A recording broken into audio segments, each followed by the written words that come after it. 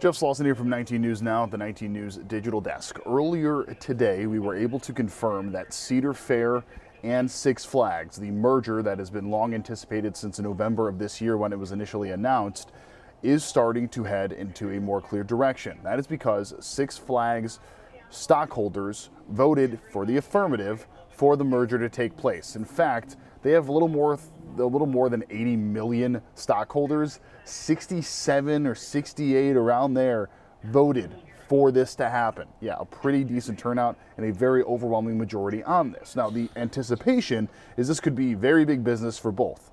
But what does this mean as far as the legality of it, and specifically for antitrust laws? The Department of Justice has been noting this, and they will be looking into this, as evidenced by the filings that were done from Six Flags to the federal government following the approval of the merger.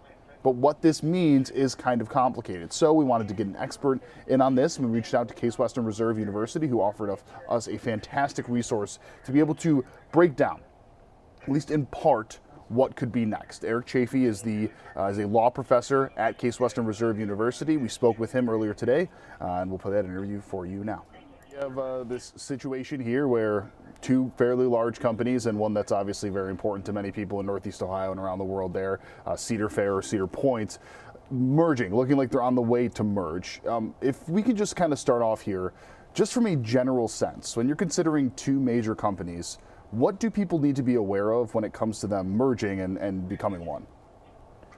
Yeah, I mean, it's one of those things when you have two major companies that compete with each other merging, ultimately you're going to see changes in how they operate. So it's going to affect the communities that they operate in. It's going to affect how the businesses function, and it's really going to change the entities in a variety of different ways.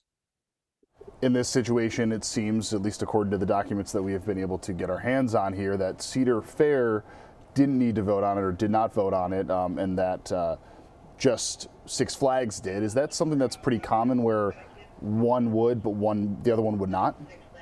Yeah, that's not uncommon. Ultimately, in terms of thinking about mergers, they are issues that are governed by state law, and different states take different approaches. You don't always get to vote when a merger occurs, and sometimes only one of the shareholders of one of the parties end up getting to vote. For many people, obviously, they're wondering, well, what comes next here? And I think that's a natural thing, especially when it's considering, we're approaching the time when many people will be going to Cedar Point. With what is next, I do want to hit on this because many have been wondering, and the Department of Justice potentially listening in on this, what could they be looking for? What could the federal government or the Department of Justice be looking at within this merger that could either stop it or see it go through? So ultimately, the Department of Justice, one of the things that they do is antitrust reviews. And in terms of thinking about that, anytime that you have a large merger, and we're talking about a merger that's being valued at in the billions of dollars range, $8 billion is one of the numbers that's being thrown around, the government's going to get interested. The Biden administration has been very aggressive, very hawkish when it comes to thinking about antitrust issues. And the question really is whether or not this is going to substantially impact competition or may potentially lead to a monopoly. So the argument could be that with the two of them merging, that completely corners the market. That's what the argument could be. Typically, the government, though, will review mergers that are smaller than that. It's one of those things where the current guidelines ultimately are fairly aggressive. They tend to trigger a review when it comes to mergers in the $100 million range or above. And as a result of that, it's one of those things where this may create competition concerns, and it may not. As far as the timeline goes, I mean, this was in November when we started to learn that this was happening, and then it started to become more official. And now here in March, we are seeing the vote. For something like that from the Department of Justice, would that be an expedited process, or does that kind of just happen the way it happens and they don't care about a time frame that either company could want? So the government's going to work at the speed that it wants to work at. There are certain timeframes where the merger can't go forward. while this review is going on, but they have a lot of power here. There's a preliminary review that occurs. If the government's not satisfied, they move to a second review. And when that happens, it can lengthen the timeline of a merger substantially, and in certain instances, even kill it. So they would have to have enough evidence for it to say that it is unlawful. Is that the way that it would work? Yeah, I mean, it's one of those things where it's a relatively vague standard. You're looking at the question of whether or not it's going to substantially impact competition or potentially create a monopoly.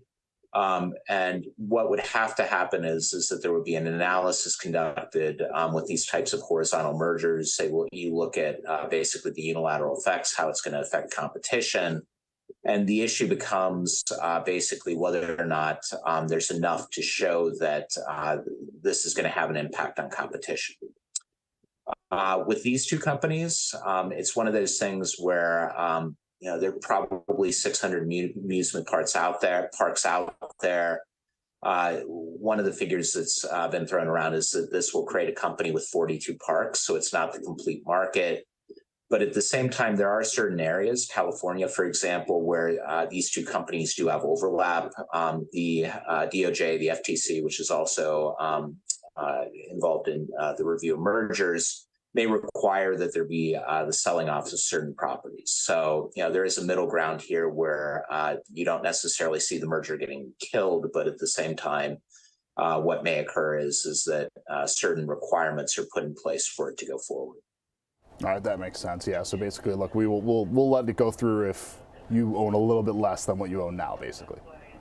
Yeah, correct. Or you're not competing in certain areas. The DOJ becomes more comfortable. You answered all of my questions here with this. Is there anything that we didn't touch on that we should have, or that you think that we should have at least been mentioning during this? I don't think so. I mean, this is going to be an interesting case to watch. The DOJ and the FTC under the current chair have become a lot more hawkish. This is a different process than what we would have seen 10 years ago, 20 years ago, 30 years ago. It's going to be an aggressive process, but it's likely that this merger will move forward. At most, probably what we'll see is the selling off of a few properties and some reconfiguration of what the new company looks like based on what the government's going to require. So we still have some time on this. So at least as far as everybody is aware and as far as everybody is used to, Cedar Point will remain Cedar Point as normal. The things we could start to see change is once we do hear from the Department of Justice on this, and then ultimately the decision on whether the merger is allowed as is or if some adjustments need to be made, that's when we could potentially see some changes done to Cedar Point. All right, we're going to end our digital stream here because in 4 minutes over on the CW, we have 19 News at 7, followed, of course, by Cleveland's only weather show, First Alert Focus. You want to tune into that. That is at 7:30 as we have some pretty crazy weather heading our way. For now, I'm Jeff Slauson with 19 News. Have a great day and a great night. We'll have much more to come, both on air and online. 19 News, now streaming on Samsung Smart TV. Search for channel 1035.